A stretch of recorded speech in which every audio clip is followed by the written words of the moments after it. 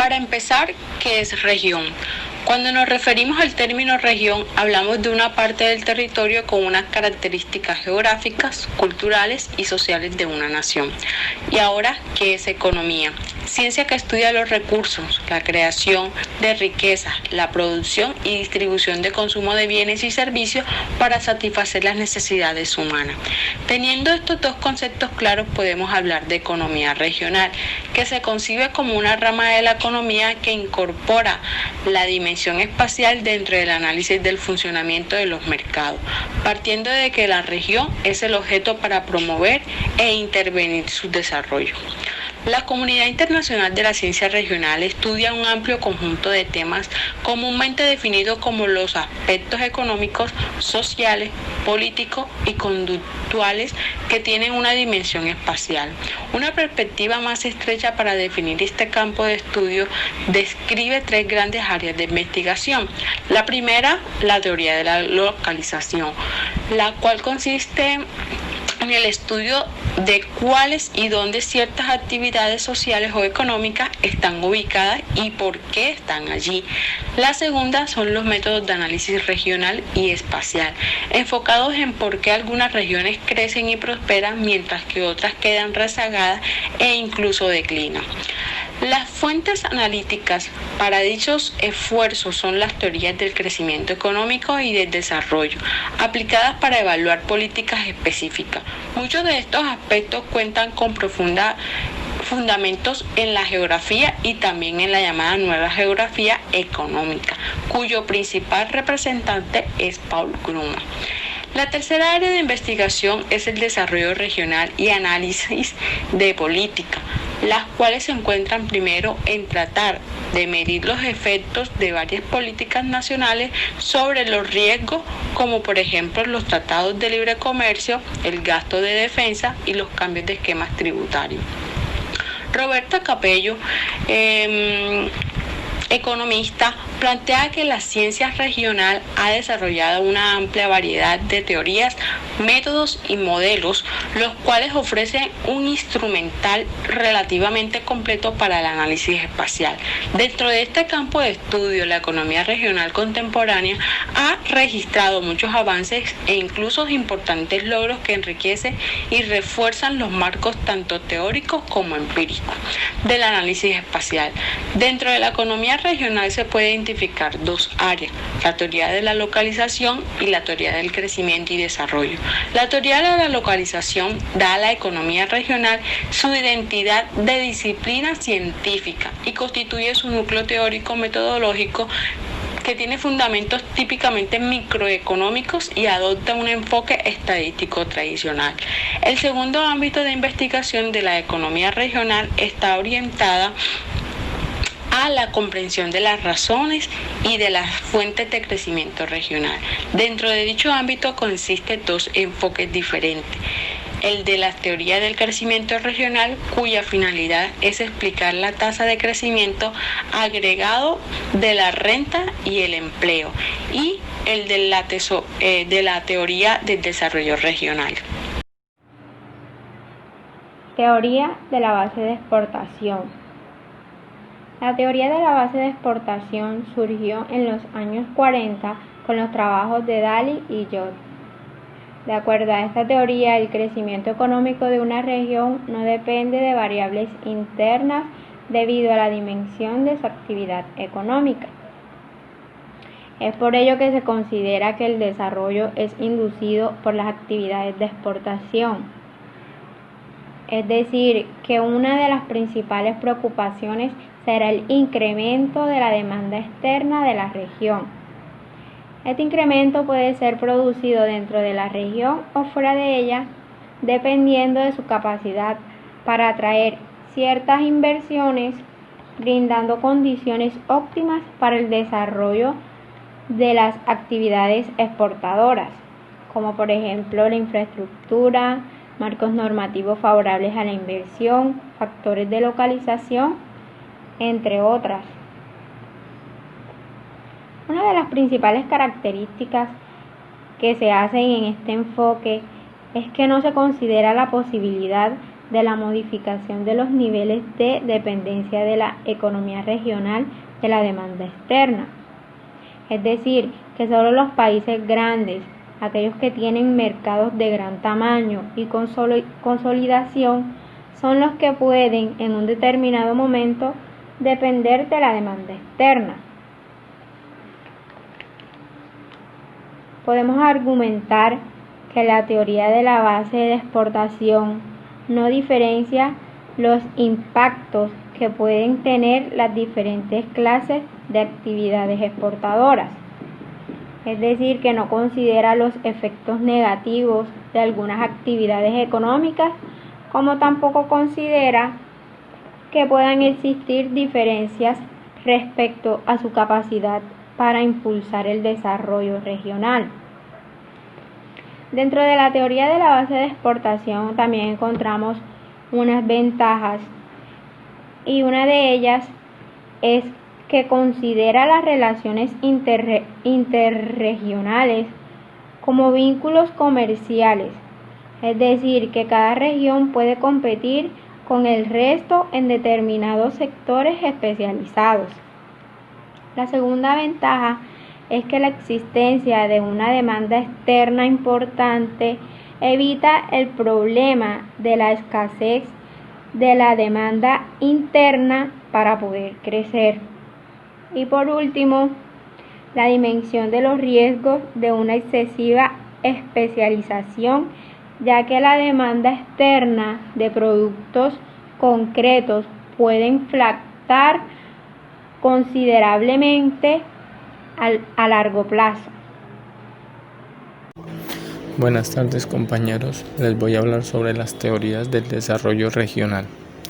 El señor Walter Whitman Rosen fue uno de los principales pioneros en la década de los años 70 sobre el desarrollo económico. Él analiza la sociedad desde unos aspectos, como es el psicológico, como es el político, como es el de las instituciones, el cultural y el histórico, donde observa un favorable crecimiento económico, pues estas etapas permiten ver que surgen ciertos cambios en el modo de la producción y también lo hace en los valores de la sociedad. Primeramente tenemos que hay una sociedad tradicional. Esta sociedad tradicional, su economía se caracteriza porque son aquellos productores que cultivan, pero la producción no es para comercializar, sino es para ellos mismos, o en dado caso para hacer trueques o cambios, porque no poseen mucho conocimiento tecnológico, ni tampoco cuentan con mucha inversión.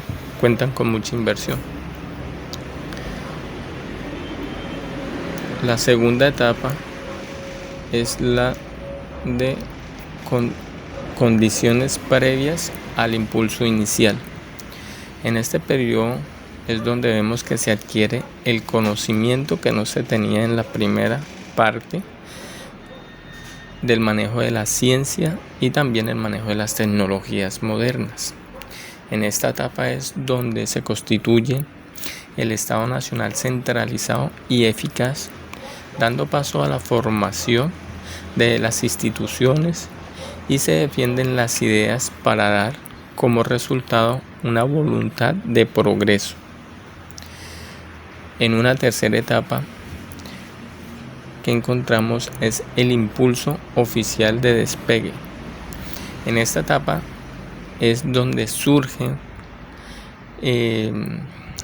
los sectores guías, o por lo menos los sectores que comienzan a probar con cierta tecnología y ciertas técnicas para mirar a ver si resulta, o como en este caso lo estamos viviendo, serían los planes pilotos, pero en esa entonces se les decía sectores guías, y se nota la aplicación de nuevas tecnologías, nuevas técnicas, dando paso a la superación de los obstáculos de crecimiento sostenidos, que se tenían en las dos etapas anteriores. En la cuarta encontramos que es la etapa de la marcha hacia la madurez. En esta etapa es donde la sociedad aplica los progresos tecnológicos modernos a sus recursos. ¿En qué sentido? Por lo menos ya hay adquisición de nuevas máquinas para procesamiento de los recursos, digámoslo, en el ámbito agropecuario. En unas primeras etapas, en esas primeras etapas no se contaban con aquellos recursos y tampoco se tenía la facilidad a esa tecnología. Ya en esta cuarta etapa sí hay los recursos y hay la posibilidad de acceder a esto.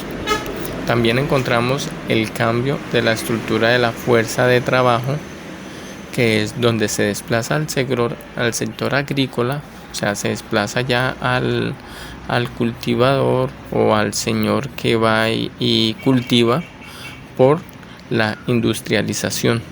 Ya comienzan a cultivar o a procesar productos en masa. Y en una última etapa es la etapa del alto consumo masivo. En esta etapa podemos ver que los grandes productores que ya se vienen mostrando se inclinan hacia cierto sector, lo cual son los bienes y servicios de consumo, debido al crecimiento de la producción y la demanda de dicho sector, dando así origen al Estado benefactor y permitiendo priorizar los objetivos de bienestar y seguridad social. Hay algo que Rouston nos dice, y es que para un mayor desarrollo se requiere una mayor inversión de capital. Polos de desarrollo. Los polos fueron núcleos de concentración de la actividad industrial que no ejercieron sobre la actividad económica de las zonas geográficas adyacentes el efecto impulsor esperado, lo cual determinó que el plan de desarrollo lo sustituyera por las grandes áreas de expansión industrial mediante las cuales se prendió el desarrollo global. Polos de desarrollo.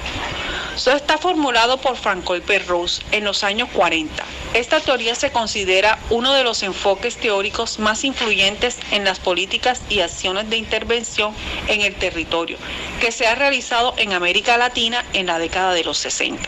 También se dice que los polos de desarrollo son zonas geográficas relativamente reducidas en las que se estimula la localización de actividades industriales y comerciales, para que impulsen la actividad económica en un área geográfica de mayor amplitud.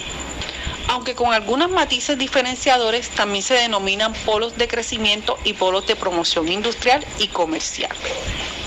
¿Qué son polos de crecimiento?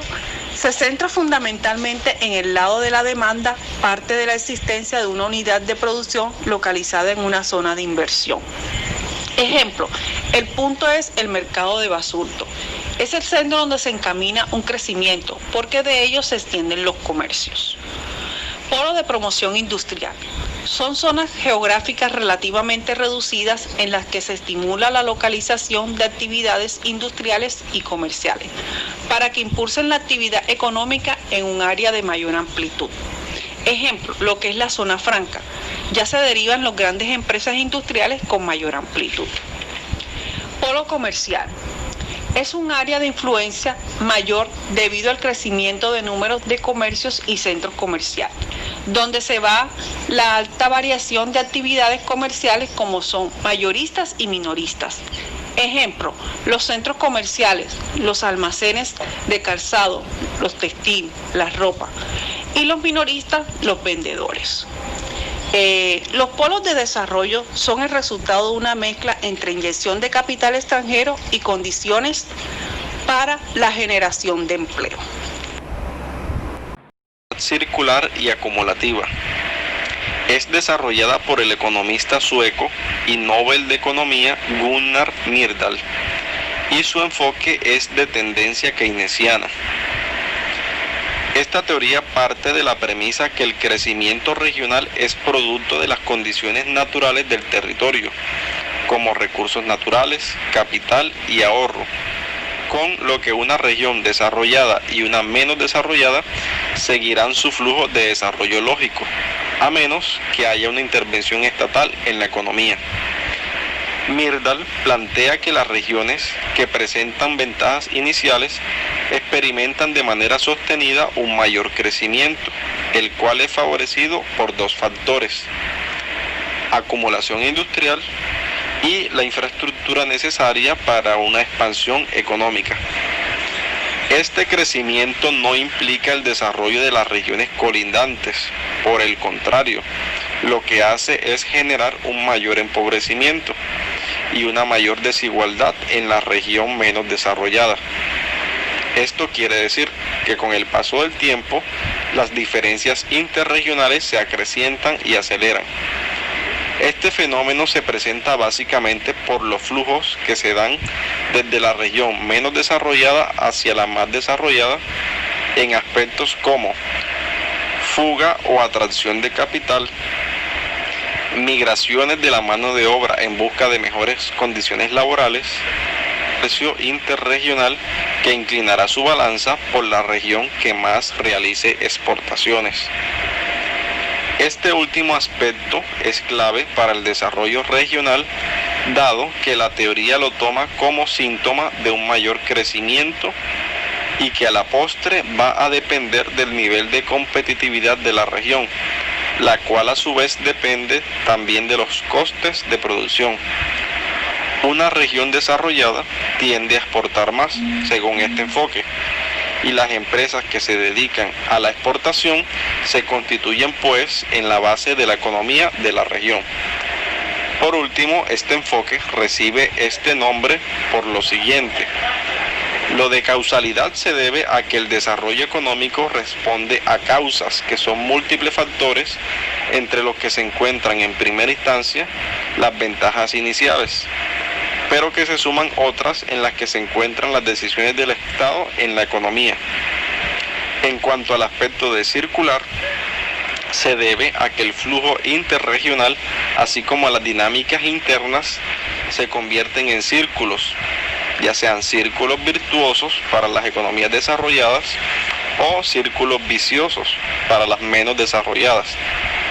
Y los factores son acumulativos en tanto se siguen en la misma dirección del factor inicial. Este enfoque es llamado también teoría del dualismo económico.